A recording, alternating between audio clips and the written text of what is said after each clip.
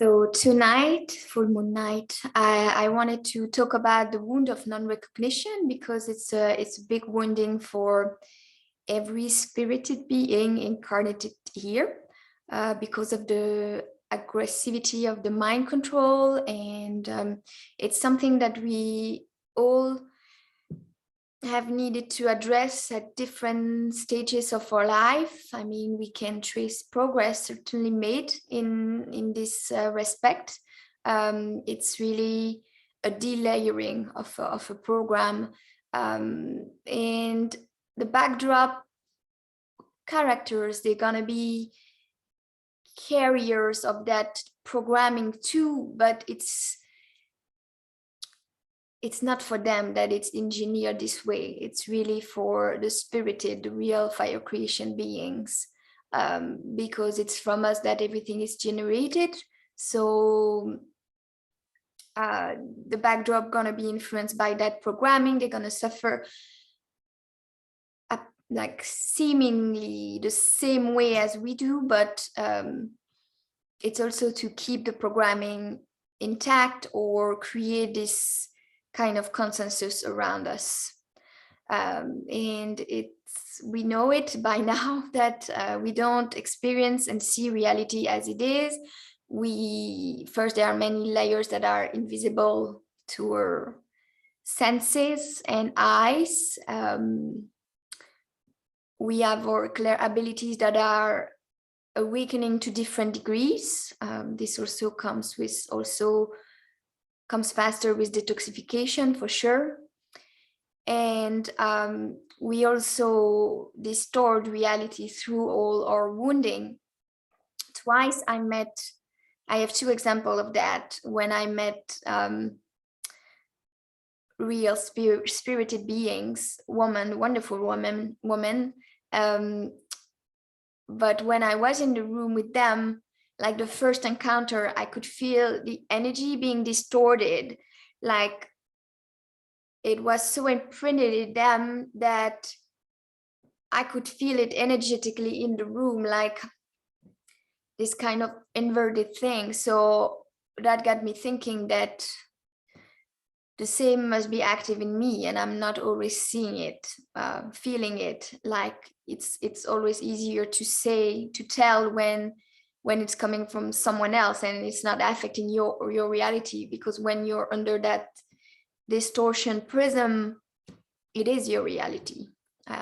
So that wounding of not feeling seen, heard, and recognized, validated for the magnitude of who we are, is something that is really affecting our reality. And all we do, all the project that we launch, all the things that we share with others, and of course we're never going to be witnessed by the backdrops. We're never going to be witnessed by them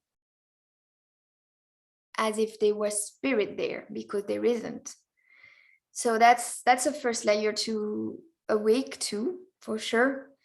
It's to kind of balance the way we interact with the backdrop and not engage and bond beyond a certain point. Then politeness and neutral engagement with them can be the best version of ourselves, and loving and caring, but not to a degree where we start to really bond in our energetics.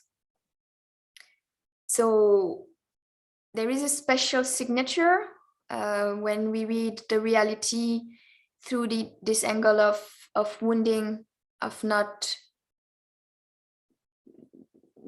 feeling recognized, not feeling seen. And when you're in that wounding, anything can be triggering, even the most innocent thing, just people, your friends just living their lives, and this can be read like a rejection, or like a lack of engagement in seeing you, or these kind of things. So it's very interesting how the smallest details can really act as trigger, and it is designed this way. It is automatically designed this way. So the system doesn't even have to do anything. It's just automatically done because of the wounding. So sometimes all they have to do is install the programming, and then we keep on looping back into it over and over again. It's kind of a self-handling mechanism, self-containment.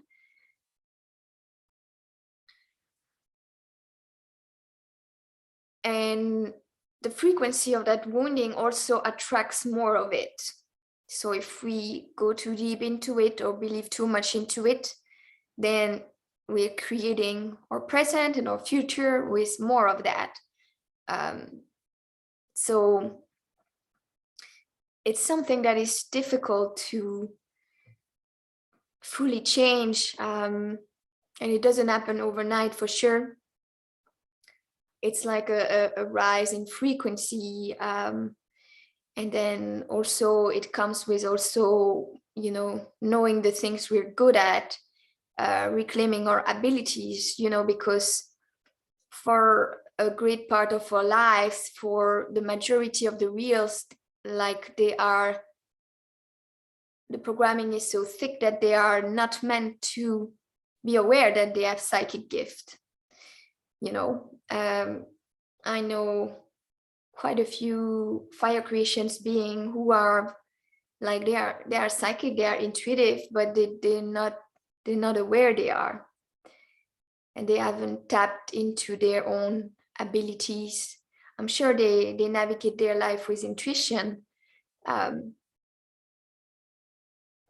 it's designed this way. And I've been reflecting about that because I reflected a lot about my teenage years, and at school the programming is so thick and you're surrounded by backdrop, you know. There wasn't one spirited being that I remember in school with me, at least at secondary school. And they might have been in the school, but the school is divided, you know how it's divided with years, like age. So they might have been in other groups, but I wasn't interacting with them. And I've been reflecting on my secondary school friends, and how painful it was, how lacking depth it was. They were also so disappointing. They were, I mean, they would choose betrayal so easily. They couldn't be trusted. And if you're real, you've been surrounded with that during your childhood years, and also handler teachers. It's only recently that I have identified that one of my primary school teacher was like very manipulative and deceitful, and she kind of was also very seductive, but would take any advantage to create embarrassment for me when I was 11 years old, and create complication, you know, when you're at that age where you're embarrassed, it's just hard, you know. And then all this pop culture, which encourages your codependency and thinking about the other gender and all of that. So I was, when rereading some documents from that era, I was reflecting that wounding was already playing big time. So it's something that has been programmed very early on, and then it's really acting like a self-containment system. But then you read all your reality, especially when you're surrounded by backdrop, through that angle, you know. And sometimes backdrop, like usually they're never going to acknowledge you to the degree and the magnitude of who you are, because you're too vast, and it goes beyond their programming. And they are usually not programmed to pay attention and to engage with what it's real. They are programmed to go with the programming, and that's why we see like word operation succeeding so well. And even in all the alternative layers, you still find a great degree of backdrop around you. So backdrops are fine. You just need to find the ones who are going to be helpful and where it's not going to leak through them. So all that wounding around the wounding of non-recognition, it has a frequency that is really hard to kick out from our field and transmute. And it is a programming that runs very, very deep. It has also to do with us having no memory or having lost a great part of our memories. So through that wounding, there is a lot of distortion happening. There is a lot of things being inserted, and for most of the reels, there is, a little trigger can go a long way. It's painful to read reality through that lens and that distorted prism. And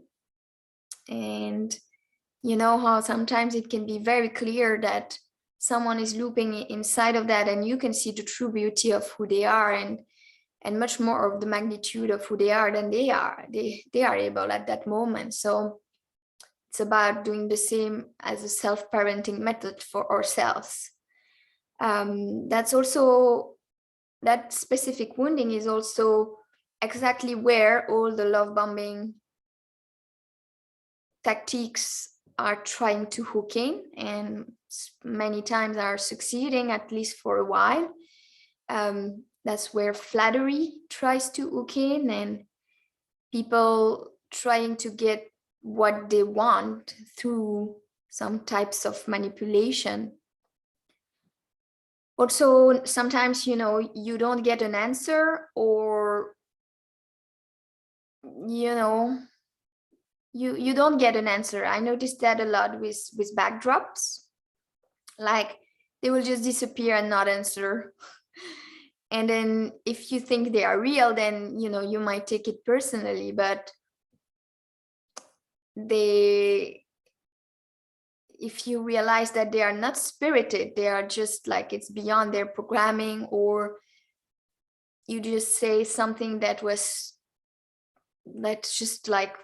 out of where they were ready to go. So all of that can really happen. And I've been discussing also with a friend, and there's just these backdrop character just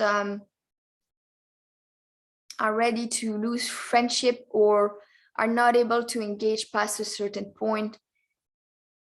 So if you kind of test them or are genuine with them about something, just say something sincere, that's just they will just be silent and disappear from your reality. It's also because the handling that used to work with them is not working anymore, since you're trying to be more like genuine with them, and but other version or the templates will be sent. So if we don't read this reality with the degree of like synthetic aspects that there are here, we might take this personally. But if you do read the signatures, then you just know it's empty. There is no spirit there. So it helps to get out of the loop of questioning why. That questioning can be really eating some people alive. So that's why we have on social media hundreds of names there. And if you think about your primary school or secondary school companions, it's very rare that they will engage. It's kind of like if there was no existing, like once they are out of your sight, they only exist when the real is there, you know. It's like that quantum studies, like you have to have like a real spirited essence to be there for all of that to be real, as long as the spirited one believe it to be real or find it amusing, you know, like all that is going on. But we see a lot of scenarios being replayed, you know, if it works, or variant of these scenarios. And the machines really want us to keep on bonding with the backdrops and believing they are real, believing their emotions are real, when the only emotions that matter are the ones from the spirited, you know, the experience from spirited beings is real. We also, we can understand therefore that when we look for any validation coming from these signatures, we really are not looking in the right place, and the right place is always going to be within. It comes from remembering and knowing and reclaiming our abilities and making the most of what we can be in this existence. Just wanting to learn more about what this game is about, and you know, just sharing real moments with other spirited beings who are not under control and who are not there to get their own needs met without respecting yours, right? Spirit is spirit, and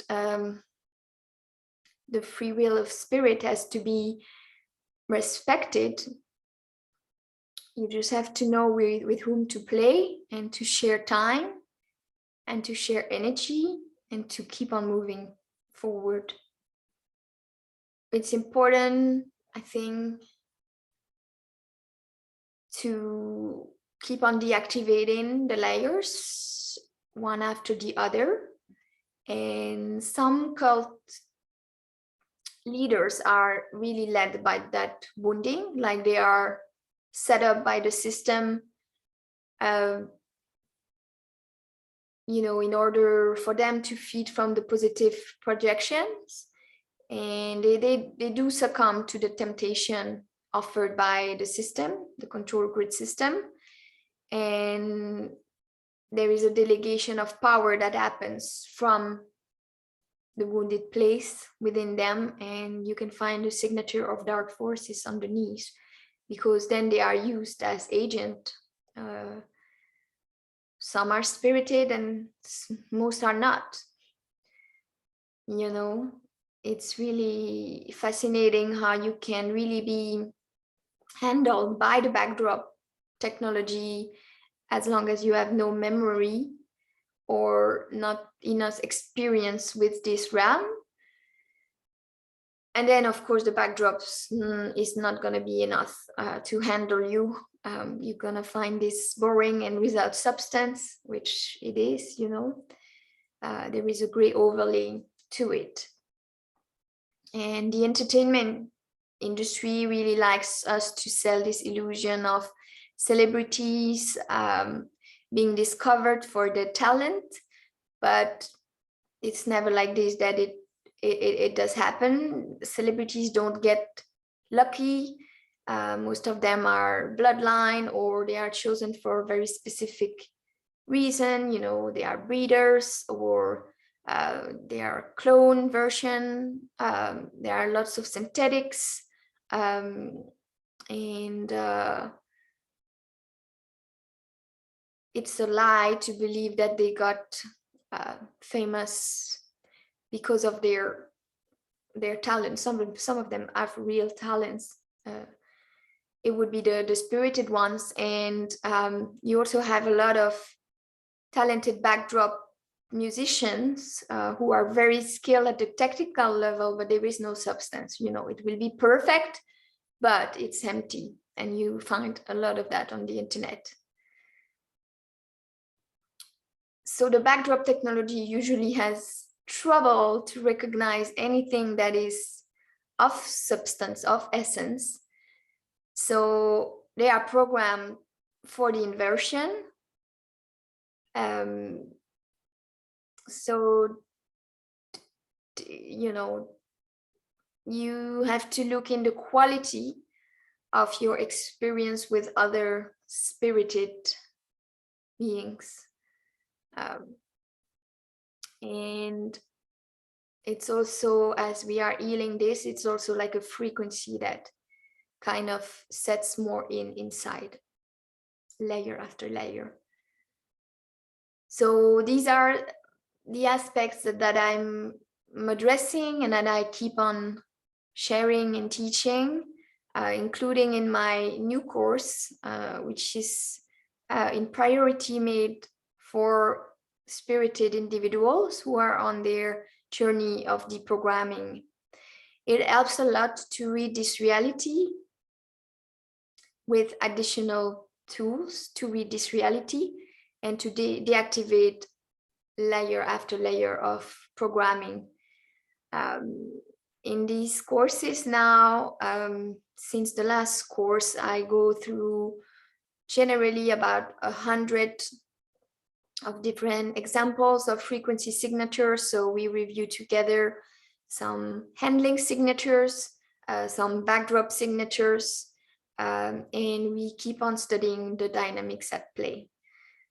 So as we move along, we cannot not see anymore what we see. And, you know, the aim is to really become able to sense with the whole body and the whole senses, is to be aware when we are experiencing something of the frequency signature of it, and to know what it is, right? This is helping to shift a lot of things, to deal with the gang stalking in a different way, since most gang stalker are backdrops, and just to navigate this realm with more ease, knowing that, you know, the inner reality, the microverse, is really powerful, and that's all we need to focus on.